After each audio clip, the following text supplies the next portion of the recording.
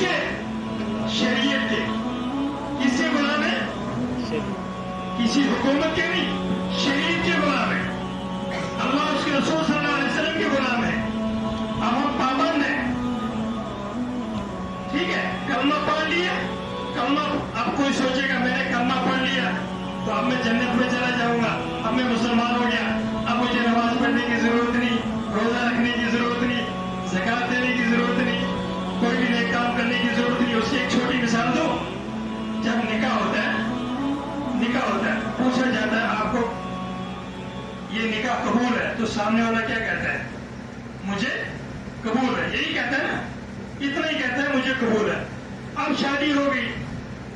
شادی ہونے کے بعد بیوی کہے گی شوہر کو روٹی دے، کپڑا دے، مکان دے.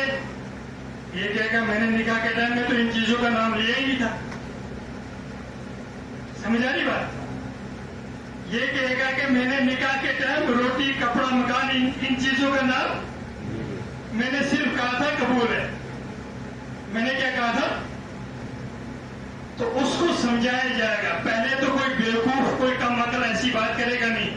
اگر کوئی کرے گا بھی اس کو کہا جائے گا جب تو نے کہا تھا مجھے قبول ہے، جب تو نے کہا تھا مجھے قبول ہے، تو اس کے اندر روٹی بھی آ گئی، کپڑا بھی آ گیا، مکان بھی آ گیا، سب کچھ اس کے اندر آ گیا. ہاں، اسی طریقے سے جب میں نے اور آپ نے کلمہ پڑھ لیا لا الہ الا اللہ محمد الرسول اللہ صلی اللہ علیہ وسلم، اس کلمے کو پڑھتے ہی اب اس کے اندر نماز بھی آ گئی، روزہ بھی آ گیا، زکات بھی آ گئی، حج بھی آ گیا.